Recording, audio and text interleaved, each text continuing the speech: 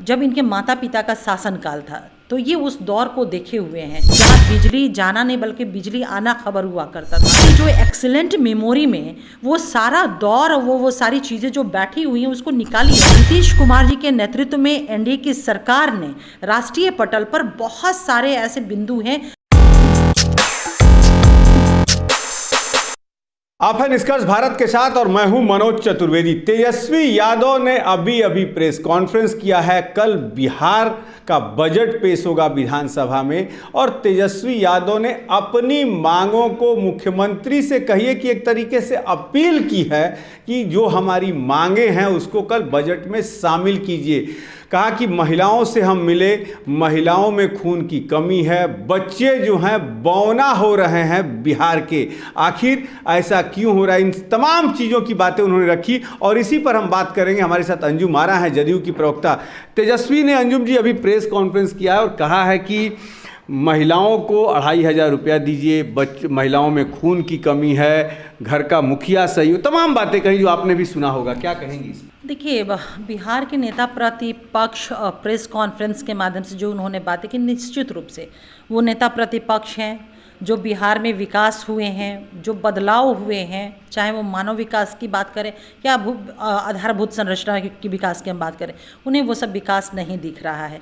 Actually में है क्या ना कि जब इनके माता पिता का शासनकाल था, तो ये उस दौर को देखे हुए हैं कि किस तरह से महिलाओं की स्थिति थी। डिप्राइव सेक्शन हमारा जो था अपने अधिकारों से वंचित था, गरीब तबका की कोई सूद लेने वाला नहीं था। बिहार के आधारभूत संरचना की जो स्थिति की, सड़क नाम की चीज़ है कि नहीं, ये एक बिहारी आइडेंटिफाई नहीं कर पाता था कि गड्ढे कहाँ है और सड़क कहाँ है। बिजली की क्या स्थिति थी वो सबको पता है, जहाँ बिजली जाना नहीं बल्कि बिजली आना खबर हुआ करता था। तो तेजस्वी जी ने उस दौर को बचपन से, अपने चाइल्डहुड से उस दौर को देखा हुआ है और मुझे लगता है मैं उनसे गुजारिश करूंगी कि आपके जो एक्सीलेंट मेमोरी में वो सारा दौर वो सारी चीज़ें जो बैठी हुई हैं उसको निकालिए। अब आप 35-36 साल के हैं, आप स्वयं अपने प्रेस कॉन्फ्रेंस में आप कह रहे हैं बिहार में ने जो परिवर्तन किया है, बिहार में जो बदलाव हुए हैं, नीतीश कुमार जी के नेतृत्व में बिहार की जो तस्वीर और तकदीर दोनों बदली है। नीतीश कुमार जी के नेतृत्व में एनडीए की सरकार ने राष्ट्रीय पटल पर बहुत सारे ऐसे बिंदु हैं जहां पे मॉडल स्टेट के रूप में स्थापित हुआ है। बिहार के बहुत सारी योजनाओं का अनुसरण हमारी केंद्र की सरकार ने और दीगर दूसरे प्रदेशों की सरकारों ने किया है अपने डेवलपमेंट के लिए। तो इन सारी चीज़ों को महसूस करिए और ईमानदारी पूर्वक स्वीकार करिए कि हाँ, ये बदलाव हुए हैं। आप नेता प्रतिपक्ष हैं, निश्चित रूप से जिस तरह से सत्ता पक्ष के कॉन्स्टिट्यूशनल डेमोक्रेटिक व्यवस्था में कॉन्स्टिट्यूशनल दायित्व होते हैं, तो नेता प्रतिपक्ष के, लीडर ऑपोजिशन के या ऑपोजिशन का भी हमारे कॉन्स्टिट्यूशन में उनकी ड्यूटी दी गई है। तो आपको अपनी बातों को कहने का, सलाह देने का, सजेशन देने का, डिमांड रखने का पूरा अधिकार देश का संविधान देता है। लेकिन हम यही कहेंगे कि कम से कम जो चीज़ें हुई हैं, जिसकी चर्चा पूरे बहुत मामले में राष्ट्रीय स्तर पे ही नहीं बल्कि वैश्विक स्तर पे विमर्श, बिहार की पॉलिसी बनी है, जैसे वीमेन एम्पावरमेंट की हम बात करें, तो वो आपको क्यों नहीं दिख रहा है? क्या इतना कुंठा से आप ग्रसित हो जाइएगा सिर्फ इस वजह से बिहार की जनता ने आपको नकारा हुआ है? एक बात अंजुम जी उन्होंने और कहा कि मैं अभी 36 साल का हूं और मुझे लंबी राजनीति करनी है। मुख्यमंत्री जी अब 74 साल के हो गए। कल उन्होंने ट्वीट करके भी उनको पुरानी गाड़ी कहा है। इस पर क्या कहें? देखिए, ये तो मतलब क्या कहें, इस पार्टी का या फिर संस्कार और संस्कृति ही ये इस तरह की बातें हैं। यानी कि बिहार की जनता जो मैंडेट दे रही है, हमारे आदरणीय नेता नीतीश कुमार जी को अपना पूर्ण बहुमत, उनमें अपना पूर्ण विश्वास जताती रही है, यानी कि उसका भी इनके मन में सम्मान नहीं है।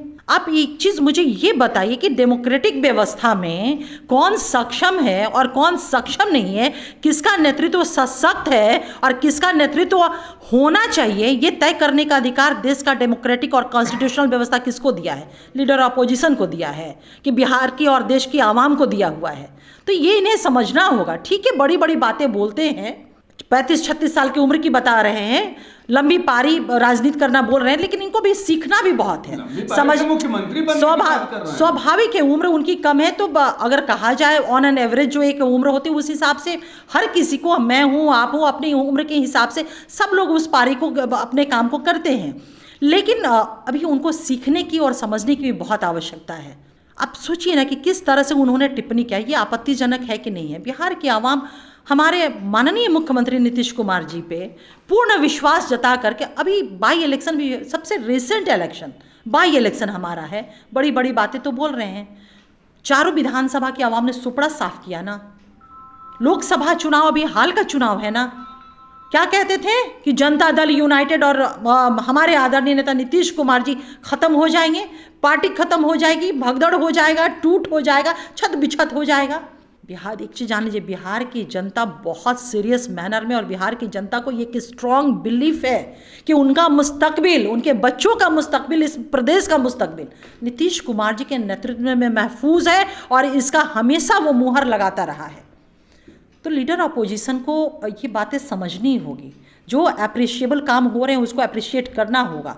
लीडर अपोजिशन के नाते या अपोजिशन के नाते जो उनकी ड्यूटी, कॉन्स्टिट्यूशनल ड्यूटी, वो सजेशन देना, सुझाव देना, ध्यान आकृष्ट करना, वो बिल्कुल कराए।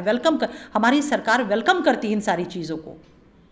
चलिए, तो ये थी अंजुम आरा, जिन्होंने कहा कि विपक्ष के नेता हैं, उनके सुझावों को मानना या न मानना ये अलग बात है, लेकिन उनके सुझावों का हमेशा स्वागत है। 36 साल की उम्र के बता रहे थे तेजस्वी, मुख्यमंत्री के सपने तो देख ही रहे हैं, लेकिन नीतीश कुमार के हाथों में बिहार सुरक्षित है, ये बिहार की जनता ने देखा है। अब देखना होगा कि जब 2025 का चुनाव होता है तो जनता जो है नीतीश के सुरक्षित हाथों में फिर से बिहार की सुरक्षा देती है या तेजस्वी के गले में माला पहनाएगी।